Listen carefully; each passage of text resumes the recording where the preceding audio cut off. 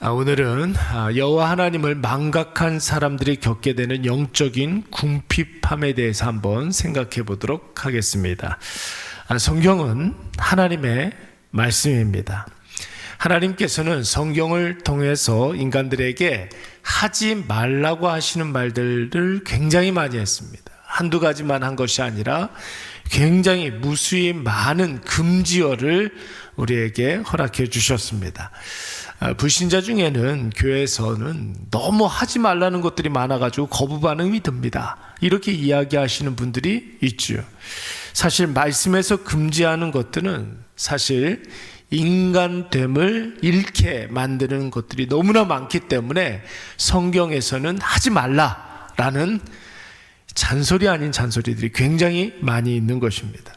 여러분, 대표적인 것들이 뭐가 있습니까? 십계명을 한번 생각을 해보십시오. 십계명은 10가지의 굉장히 핵심이 되는 계명이 십계명입니다. 그 중에 2가지 빼고는 제4계명, 안식일에 대한 계명, 안식일을 기억하여 거룩히 지키라, 요거하고 5계명, 내 부모를 공경하라, 요 2가지만 빼고는 다 금지어입니다. 인간에게 죄가 들어온 이후에 인간의 전 인격은 다 죄로 말미암아 타락하여서 하나님과 관계없는 나 중심적인 자기 숭배자로 인간은 다 전락해버리고 말았습니다. 그래서 해야 할 일은 딱 한 가지밖에 없죠. 예수 그리스도를 구주와 주님으로 믿는 것. 그거 한 가지만 빼고는 여러분 하지 말아야 할 일만 잘해도 우리는 하나님 앞에 머물러 있을 수가 있습니다. 이스라엘 백성들이 사사시대의 비극을 만났던 결정적인 이유가 무엇입니까?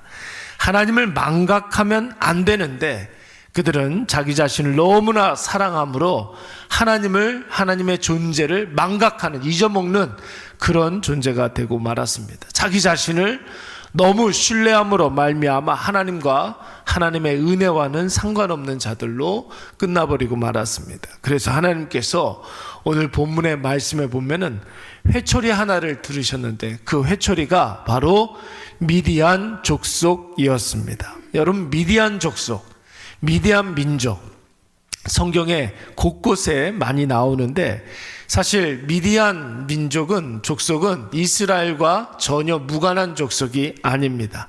아브라함 있잖아요. 믿음의 조상 아브라함이 그의 아내 사라가 죽고 난 다음에 후처를 드렸습니다.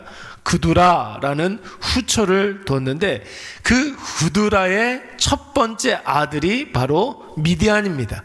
미디안도 여러분 아브라함의 조상이었습니다. 이 미디안 족속은 모세가 애굽에서 애굽 사람 죽이고 난 다음에 도망간 곳이 어디입니까? 미디안 족속 사람들에게 도망가게 되는 거예요. 그러니까 여러분, 모세의 아내는 어디 사람입니까? 미디안 사람이에요.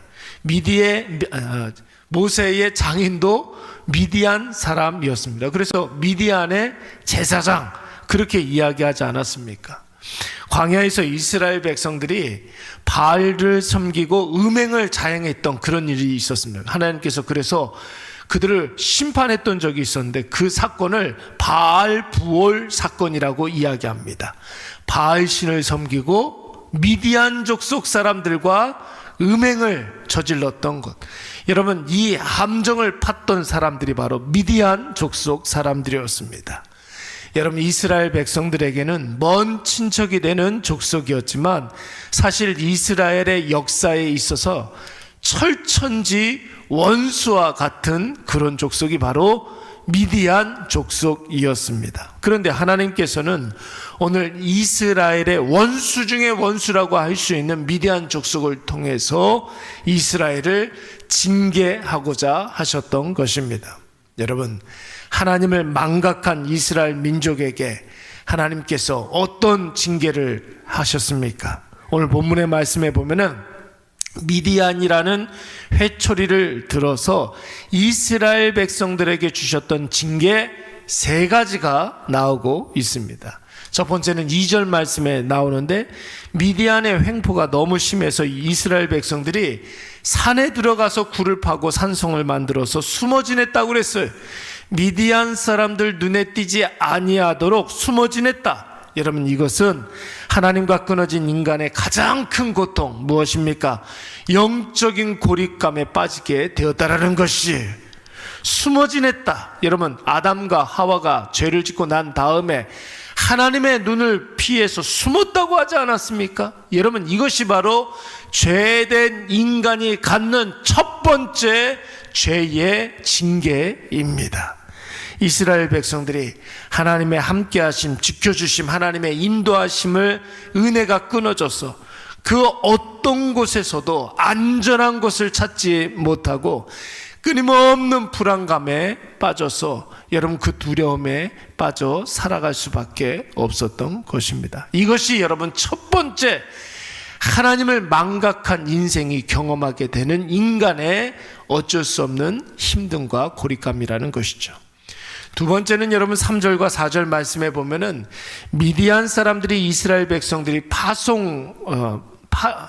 파종을 할 때가 되면은 메뚜기 떼처럼 몰려와서 토지의 소산을 다 멸하고 먹을 것을 남겨두지 않았다고 그랬습니다. 여러분, 이것은 무엇을 의미하는 것입니까?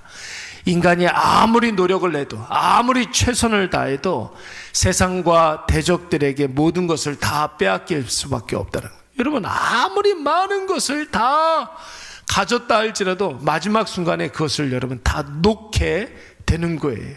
그래서 공허와 허무와 무의미한 인생을 경험하게 되는 것입니다. 여러분, 하나님과 끊어진 불신 인간의 가장 큰 문제는 무엇이냐면 이 공허와 허무를 느끼게 되는 것이죠.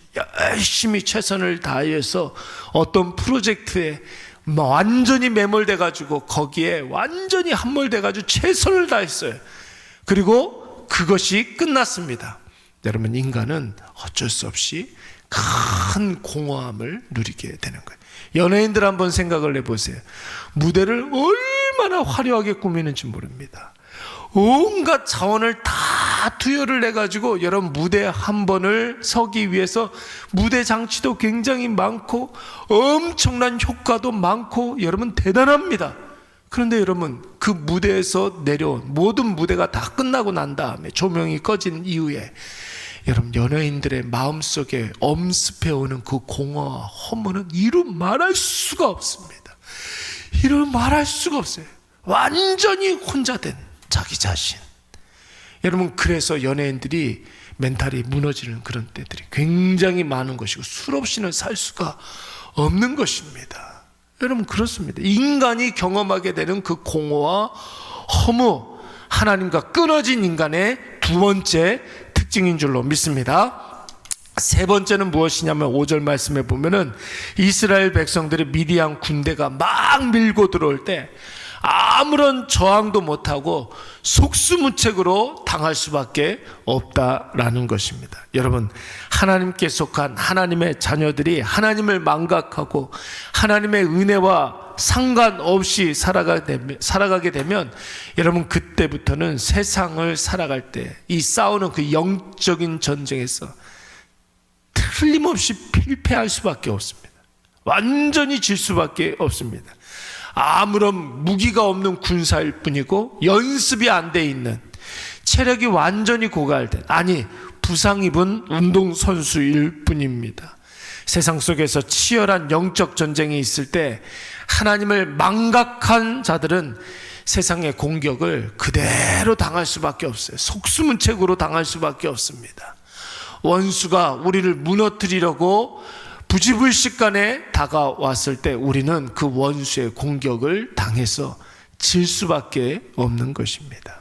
여러분 왜 이스라엘 백성들이 이런 끝없는 영적인 불안감, 여러분 공허와 허무, 한없는 나약함을 느끼고 경험해야만 했습니까? 하나님과 끊어졌기 때문에 그런 것이죠. 하나님을 망각하고 자기 자신을 섬겼기 때문에 하나님과 끊어진 것입니다. 오늘 우리가 하나님 앞에 살아서 하나님의 전능하심으로 말미암아 승리하는 인생을 살아야 할 터인데 하나님께 딱 붙어 있으시기를 간절히 축원합니다.